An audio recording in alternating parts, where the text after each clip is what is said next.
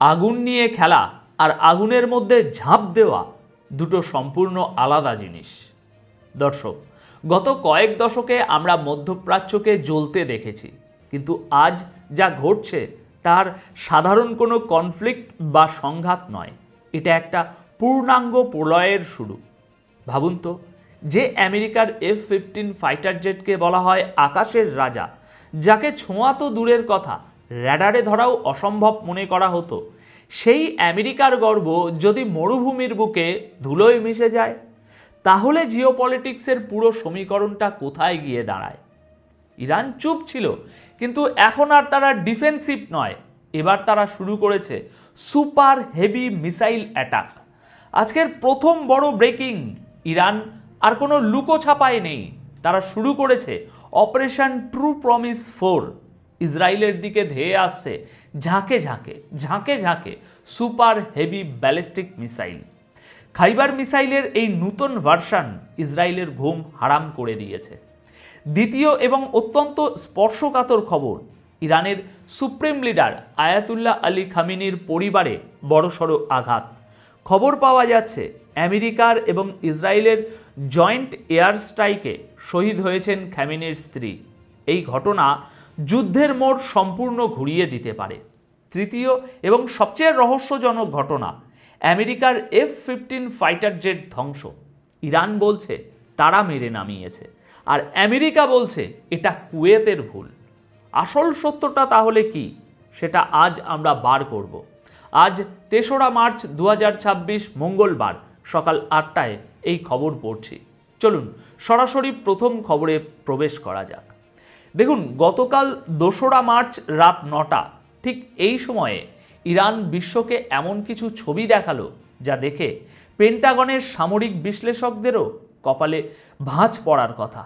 Iran officially ঘোষণা করল তারা ইসরায়েলের বিরুদ্ধে সুপার হেভি ব্যালিস্টিক মিসাইল বা অতি ভারী ক্ষেপণাস্ত্রের ব্যবহার শুরু করে দিয়েছে। এখানে একটা শব্দ খুব গুরুত্বপূর্ণ, সুপার হেভি। কেন? কারণ এর আগে ইরান ড্রোন বা সাধারণ ক্রুজ মিসাইল ব্যবহার করছিল, কিন্তু এবার তারা মাঠে নামিয়েছে তাদের তুরুপের তাস খাইবার মিসাইল। IRGC দাবি করছে এই মিসাইলগুলো সম্পূর্ণ দেশি, অর্থাৎ এগুলো ইরানেই তৈরি। এর টেকনোলজি রাশিয়া বা চীন থেকে ধার করা নয়। আর এটাই হলো ভয়ের কারণ। যখন কোনো দেশ নিজের প্রযুক্তিতে অস্ত্র বানায়, তখন শত্রুপক্ষ জানে না সেই অস্ত্রের দুর্বলতা কোথায় বা সেটাকে কিভাবে আটকাতে হয়। ইরান পরিষ্কার জানিয়েছে অপারেশন ট্রু প্রমিস 4-এর 10ম ওয়েভে তারা এই হামলা চালিয়েছে। টার্গেট কারা? তেল আবিবের প্রশাসনিক ভবন, হাইফার মিলিটারি ইনস্টলেশন এবং আল-কুদস শহরের আশপাশের এলাকা।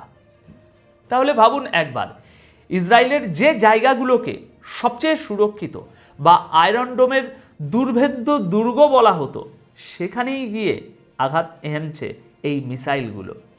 তেহরান কিন্তু আগে থেকেই ওয়ার্নিং দিয়েছিল। তারা বলেছিল ইসরায়েল যদি তাদের আগ্রাসন না থামায়, তবে হামলার পরিধি এবং তীব্রতা দুটোই বাড়বে।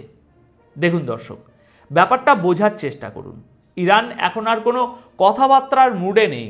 তারা সরাসরি বলছে শত্রুর ডেরা যেখানেই থাকুক, আমাদের মিসাইল সেখানে পৌঁছাবে।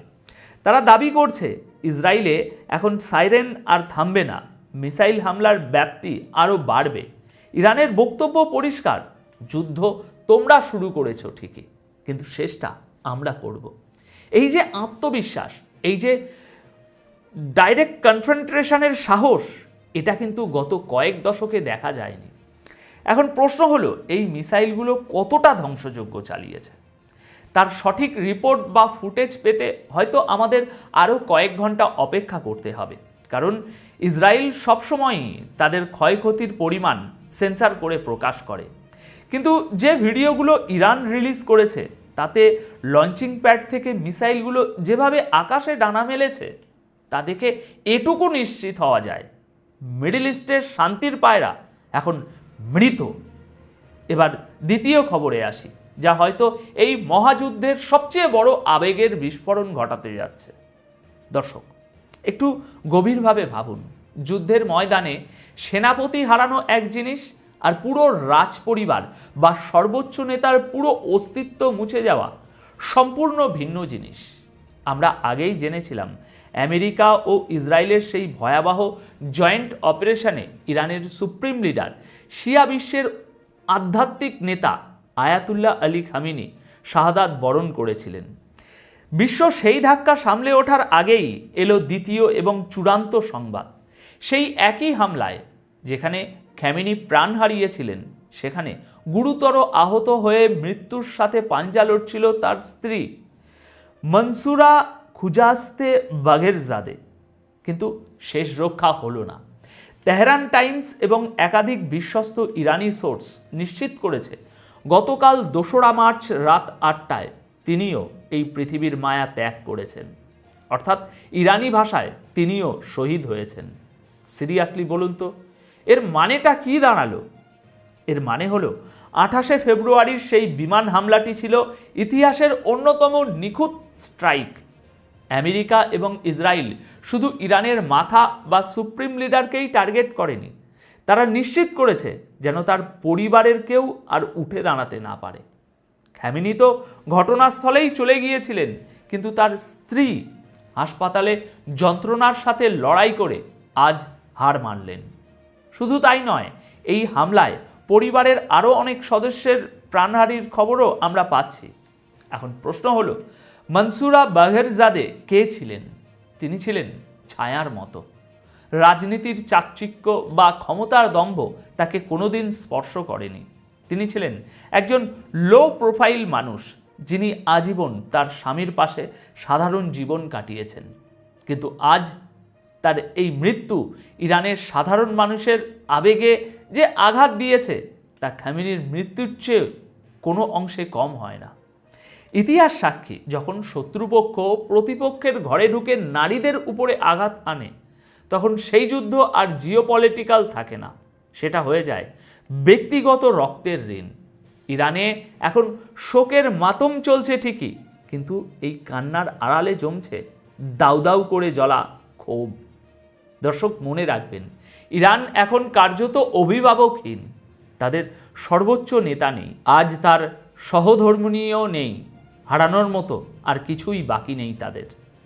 মধ্যপ্রাচ্যের কালচারে পরিবারের উপরে হামলা মানেই হলো রেড লাইন ক্রস করা, আর আমেরিকা ইসরায়েল সেই লাইনটা শুধু ক্রস করেনি, মুছে দিয়েছে। আমার ধারণা, ইরান এখন আর কোনো স্ট্র্যাটেজি বা ডিপ্লোম্যাসির ধার ধারবে না। খামেনি এবং তার স্ত্রীর এই জোড়া শাহাদাতের প্রতিশোধ নিতে ইরান এবার এমন এক অল আউট ওয়ার বা সর্বাত্মক যুদ্ধের ডাক দিতে পারে, যার ভয়াবহতা আমরা কল্পনাও করতে পারছি না। কারণ যার হারানোর কিছু নেই, তার ভয় পাওয়ারও কিছু নেই। আর এটাই হলো এখনকার সবচেয়ে বড় ভয়ের কারণ। এখন আসি আজকের আলোচনার সবচেয়ে ইন্টারেস্টিং অংশে। ঘটনাটা হলো, ইরান দাবি করছে তারা ইরান কুয়েত বর্ডারের কাছে আমেরিকার একটি F-15 ঈগল ফাইটার জেট গুলি করে নামিয়েছে। ইরানের জন্য এটা একটা বিশাল গর্বের বিষয়। তারা বলছে গত 27 বছরে এই প্রথম তারা কোনো আমেরিকান ফাইটার জেট ভূপাতিত করলো। তাদের এয়ার ডিফেন্স সিস্টেমের এটা এক বিরাট সাফল্য। সোশ্যাল মিডিয়ায় কিছু ফুটেজও ঘুরছে যা এই দাবিকে সমর্থন করে। কিন্তু গল্পের মোড় ঘুরল ঠিক তখনই। আমেরিকা এবং কুয়েত সেন্ট্রাল কমান্ড তড়িঘড়ি করে একটা বিবৃতি দিল। তারা বলল, না না না না, ইরান কিছুই করেনি, ওটা আসলে একটা দুর্ঘটনা। কুয়েতের এয়ার ডিফেন্স সিস্টেম ভুল করে, কনফিউশনে পড়ে, ভয়ে ফ্রেন্ডলি ফায়ার করে ফেলেছে। তাদের ভাষ্যমতে কুয়েত ভেবেছিল এগুলো শত্রুপক্ষের বিমান, তাই তারা গুলি চালিয়েছে। এবং এতে আমেরিকার একটি নয়, বরং তিনটি ফাইটার জেট ক্ষতিগ্রস্ত বা ধ্বংস হয়েছে। এবার একটু থামুন, গভীরভাবে চিন্তা করুন, সমীকরণটা কি মিলছে আপনাদের কাছে? কুয়েত আমেরিকার অন্যতম ঘনিষ্ঠ মিত্র। তাদের এয়ার ডিফেন্স সিস্টেম এবং আমেরিকার সিস্টেম একে অপরের সাথে লিঙ্ক করা থাকে। সেখানে কুয়েত ভুল করে আমেরিকার 3টে জেট নামিয়ে দিল, তাও আবার এরকম একটা টান টান উত্তেজনা যুদ্ধ চলছে এরকম সময়ে। নাকি আসল ঘটনা অন্য কিছু? হতে পারে কি ইরানের এয়ার ডিফেন্স বা তাদের নতুন কোনো মিসাইল টেকনোলজি সত্যি আমেরিকার ওই অ্যাডভান্স জেটগুলোকে নামিয়ে দিয়েছে, আর আমেরিকার মতো সুপার পাওয়ার দেশ তাদের সেই লজ্জা, সেই টেকনোলজিক্যাল ফেলিয়ার ঢাকতে কুয়েতকে দিয়ে এই ভুলের নাটক সাজাচ্ছে। কারণ আমেরিকা যদি স্বীকার করে নেয় যে ইরানের কাছে এমন প্রযুক্তি আছে যা F-15কে নামাতে পারে, তাহলে বিশ্ববাজারে আমেরিকার অস্ত্রের চাহিদা কমে যাবে এবং তাদের এয়ার সুপ্রিয়রিটির অহংকার মাটিতে মিশে যাবে। আমি ব্যক্তিগতভাবে আমার মনে হচ্ছে আমেরিকার এই শরম ঢাকতেই কুয়েত নিজের ঘাড়ে দোষটা নিয়েছে। কারণ যুদ্ধে প্রপাগ্যান্ডা একটা বড় অস্ত্র। ইরান বলছে আমরা মেরেছি, আমেরিকা বলছে ওরা ভুল করেছে। এই ধোঁয়াশার আড়ালে সত্যটা হয়তো মরুভূমির বালিতেই চাপা পড়ে থাকবে। কিন্তু দর্শক, আপনারা বুদ্ধিমান, আপনারা নিশ্চয়ই বুঝতে পারছেন ডাল মে কুছ কালা হে। এখন ভিডিও শেষ অংশে আমরা খুব গুরুত্বপূর্ণ দুটো রাজনৈতিক পরিবর্তনের দিকে নজর দেব। ইরানে বড়সড় রদবদল হয়েছে। President Masoud Pezeshkian revolutionary guards IRGCর senior officer brigadier general Majid আলবান রেজাকে নতুন অ্যাক্টিং ডিফেন্স মিনিস্টার হিসাবে নিয়োগ দিয়েছেন। কেন? কারণ আগের ডিফেন্স মিনিস্টার আজিজ নাসিরজাদে গত হামলায় নিহত হয়েছেন বলে খবর পাওয়া যাচ্ছে। যুদ্ধের মাঝখানে সেনাপতি বদলানো মানে হলো নতুন কৌশল। নতুন ডিফেন্স মিনিস্টার নিশ্চয়ই পুরনো ভুলগুলো শুধরে আরও অ্যাগ্রেসিভ স্ট্র্যাটেজি নিয়ে আসবেন। অন্যদিকে ইসরায়েলের প্রধানমন্ত্রী বেঞ্জামিন নেতানিয়াহু, অনেকে বলছেন তিনি বাংকারে লুকিয়ে আছেন, কেউ বলছিল তিনি মারা গেছেন, কিন্তু তিনি প্রকাশ্যে হাজির হয়েছেন বেইত শেমেস এলাকায়, যেখানে আগের দিন ইরানি মিসাইল পড়েছিল এবং 9 জন ইসরায়েলি মারা গিয়েছিল। সেখানে দাঁড়িয়ে ধ্বংসস্তূপের উপর তিনি যে কথাটি বললেন সেটা অত্যন্ত তাৎপর্যপূর্ণ। তিনি বললেন খুব শীঘ্রই ইরানি জনগণ এই সরকারকে উখড়ে ফেলার শক্তি পাবে। দর্শক, এর মানে কি? এর মানে হলো ইসরায়েল এবং আমেরিকা এখন ইরানের ভিতরে গৃহযুদ্ধ বাঁধানোর পরিকল্পনা করছে। ইরানে দুটো ভাগ আছে। একদল বর্তমান ইসলামিক সরকারের সমর্থক, আর একদল শাহ পাহলভির আমলের ওই সেকুলার মতাদর্শে বিশ্বাসী। নেতানিয়াহুর কথায় ইঙ্গিত পাওয়া যাচ্ছে যে তারা হয়তো ইরানে সরকার বিরোধীদের হাতে অস্ত্র তুলে দেবে। তারা চাইছে ইরানিদের বিরুদ্ধে যুদ্ধ শুরু করুক দেশের ভিতরে। নেতানিয়াহু বেঁচে আছেন এবং তিনি নতুন ছক করছেন, তার এই বক্তব্য হালকাভাবে নেওয়ার সুযোগ নেই। সবশেষে এখন একটা কথা বলি দর্শক, আজকের এই বিশ্লেষণ থেকে একটা বিষয় পরিষ্কার, আমরা খাদের কিনারায় দাঁড়িয়ে আছি। একদিকে ইরানের সুপার হেভি মিসাইল, অন্যদিকে খামেনির ব্যক্তিগত শোক ও প্রতিশোধের স্পৃহা, নেতানিয়াহুর সরকার পতনের হুমকি। এই যুদ্ধ এখন আর শুধু মানচিত্রের দাগ পরিবর্তনের জন্য নয়, এটা অস্তিত্বের লড়াই হয়ে দাঁড়িয়েছে। আপনাদের কি মনে হয়, আমেরিকা কি সত্যি কুয়েতের ভুলে তাদের জেট হারিয়েছে, নাকি ইরানের প্রযুক্তির কাছে তারা হার মেনেছে?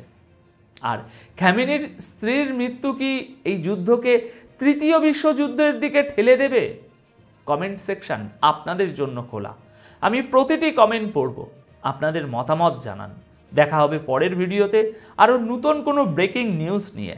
ততক্ষণ পর্যন্ত চোখ খোলা রাখুন, কারণ পৃথিবী বদলাচ্ছে প্রতি মুহূর্তে। ধন্যবাদ আপনাদের সকলকে।